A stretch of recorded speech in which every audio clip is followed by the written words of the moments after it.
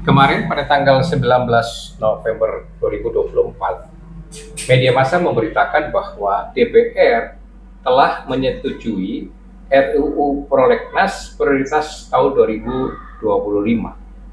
Ya, jika tidak salah, jumlahnya 41 RUU yang dimasukkan dalam Prolegnas prioritas 2025 tersebut. Nah, salah satu RUU itu adalah RUU pengampunan pajak.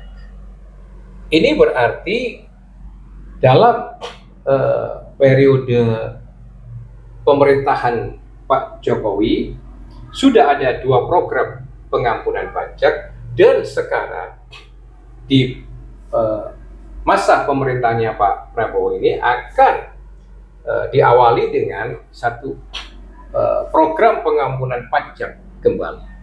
Ya, artinya paling tidak sekarang kita sudah 3 kali akan mengalami pengampunan pajak. Ya. Nah, RUU pengampunan pajak ini dikatakan atas usulan Komisi 11 DPR. Nah, saya melihat mengapa ini kok bukan usulan pemerintah? Jangan-jangan ini hanya sekedar taktik saja dari pemerintah supaya tidak dikatakan bahwa pemerintahlah yang menginisiasi pengampunan pajak. Gitu. Karena kalau sampai ada satu kesan bahwa justru pemerintah yang mengusulkan pengampunan pajak, maka itu nampak sekali diskonsistensi sikap pemerintah selama ini. Karena dulu di tahun 2016 di program pengampunan pajak yang pertama, ketika berakhir, yang kemudian itu ada extensionnya sampai di 2017,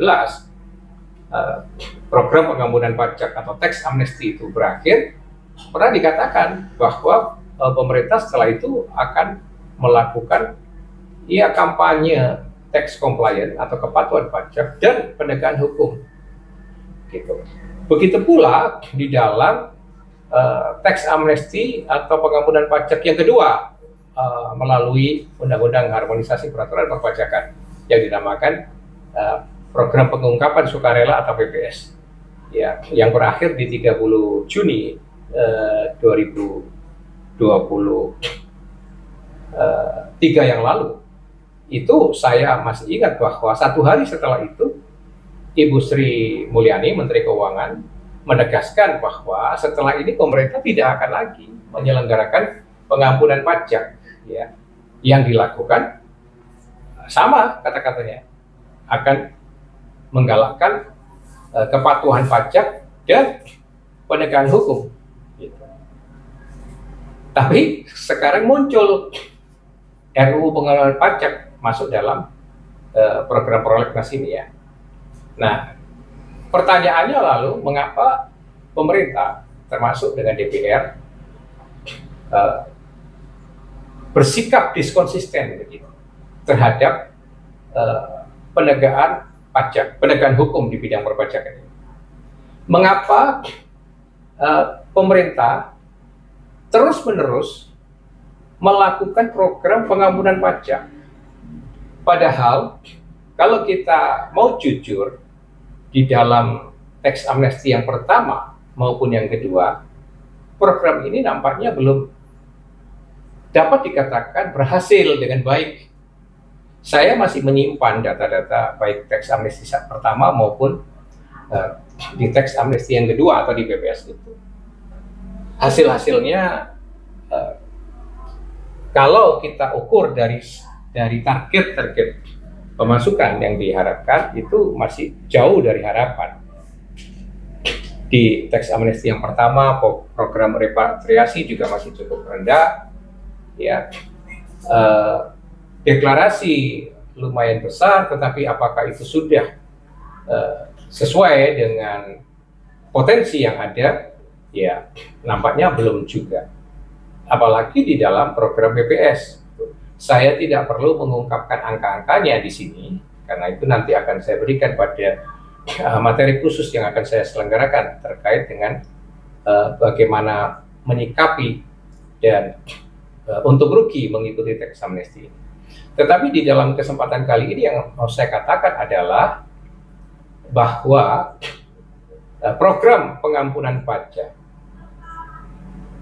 rasanya itu tidak cukup fair dan adil bagi masyarakat menengah bawah. Karena untuk misalnya kelas karyawan, mereka tidak bisa menghindari pajak karena pemajakan pada mereka itu withholding kan dilakukan oleh pemberi kerjanya. Jadi mereka tidak bisa lari.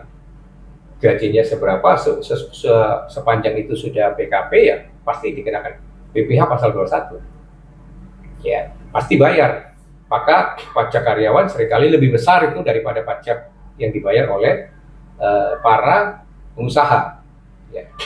Nah, begitu juga dengan masyarakat atas, baik yang crazy rich maupun yang yang tetap tergolong sebagai prominent people itu, yang kata Dirjen Pajak crazy rich itu hanya sekitar 5.400-an orang di Indonesia ini, atau yang orang kaya itu hanya sekitar 11 jutaan.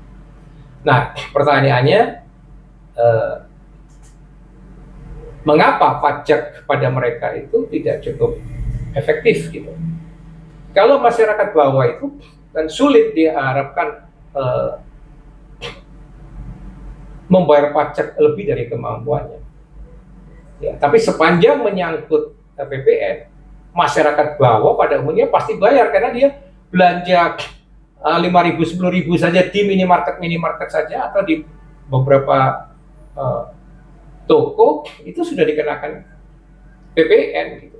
Makan di kafe, di resto, di warung mungkin sudah dikenakan pajak pembangunan istilahnya gitu, ya kan, 10% dan seterusnya. Jadi hampir juga masyarakat bawah juga bayar pajak, mayoritas itu dalam konteks dia bertransaksi sudah membayar pajak gitu.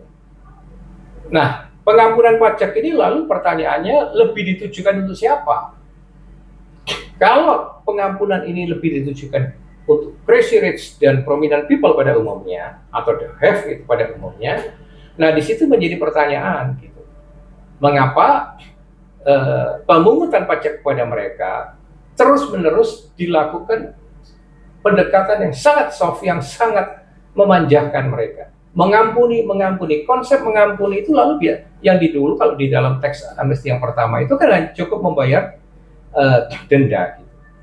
Ya, setelah mereka laporkan, dibuktikan dosanya, berapapun pajak yang mereka dulu sembunyikan, yang tidak mereka bayar, yang mereka kemplang, sekarang asalkan dilaporkan, itu hanya terkena denda-denda yang sifatnya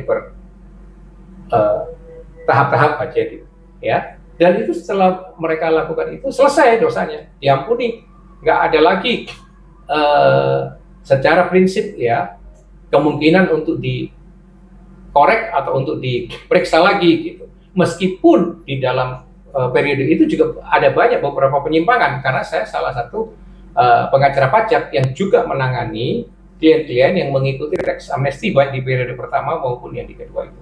Ada banyak beberapa klien saya misalnya setelah sudah mendapatkan suket dari Kanwil pun ya, itu lalu dikirimi surat lagi, dikatakan masih ada tunggaan yang masih perlu diperiksa dan sebagainya.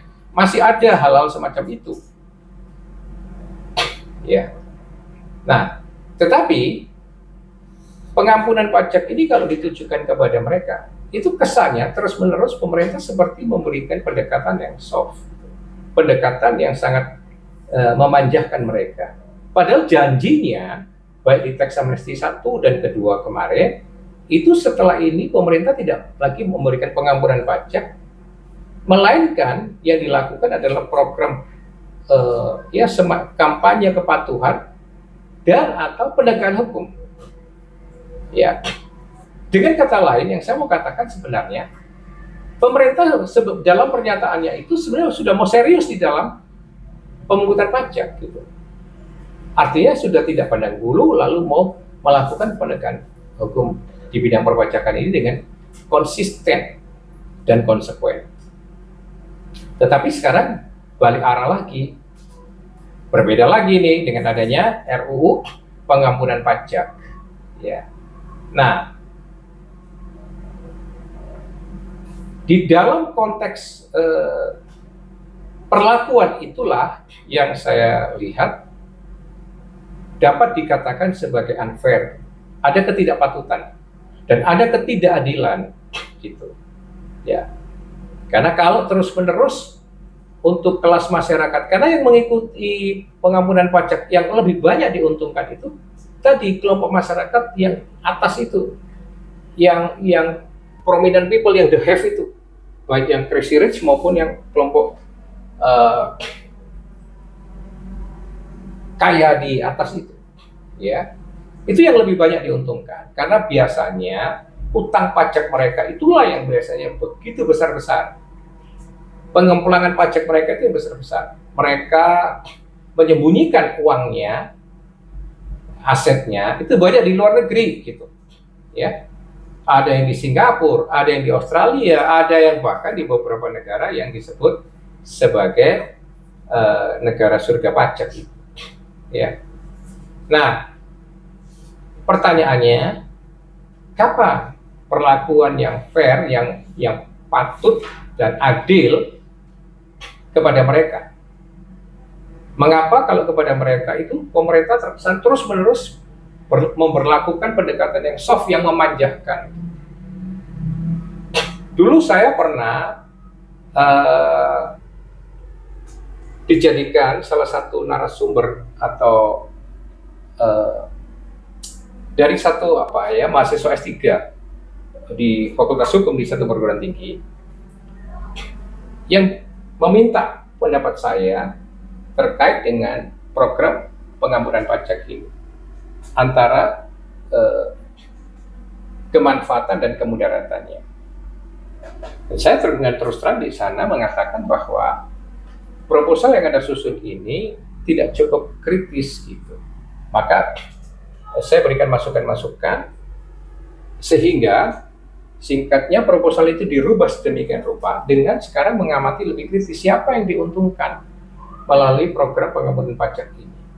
Nah, intinya adalah pihak-pihak yang tadi saya katakan, masyarakat atas yang ngemplang pajaknya itu biasanya nggak tanggung-tanggung, yang memiliki teknik manajemen tax evasion yang canggih karena menggunakan banyak ahli profesional, memiliki banyak akses dan jaringan untuk bisa tax evasion itu. Nah, kalau terus-menerus programnya pengampunan, ya kelompok mereka yang banyak diuntungkan, ya. Nah, catatan ini saya berikan, harapan saya adalah masyarakat mulai sadar akan hal ini, ya, untuk nanti bisa mengambil satu sikap apakah mengikuti atau tidak mengikuti pengampunan pajak ini. Asumsinya adalah kalau Anda mengikuti berarti ya selama ini Anda pengemplang pajak, gitu. Itu asumsi dasarnya. Anda maling pajak. Nah, kalau enggak ya berarti tidak usah gentar, tidak usah takut dengan program pengampunan pajak ini. Artinya tidak relevan untuk Anda. Nah, nanti bagaimana cara untung rugi dan cara bagaimana secara teknis mengikuti program ini, ya. Bagaimana agar betul-betul mengikuti, kalau sudah mengikuti program ini nanti betul-betul dipastikan Anda tidak akan lagi diperiksa, dipanggil dan sebagainya seperti beberapa penyimpangan yang klien saya alami dulu. Nanti itu akan saya berikan kelas tersendiri. Tapi sementara ini catatan saya terkait dengan RUU pengampunan pajak yang saat ini sudah masuk ke dalam prolegnas prioritas 2025 di DPR. Ya, salam merah putih.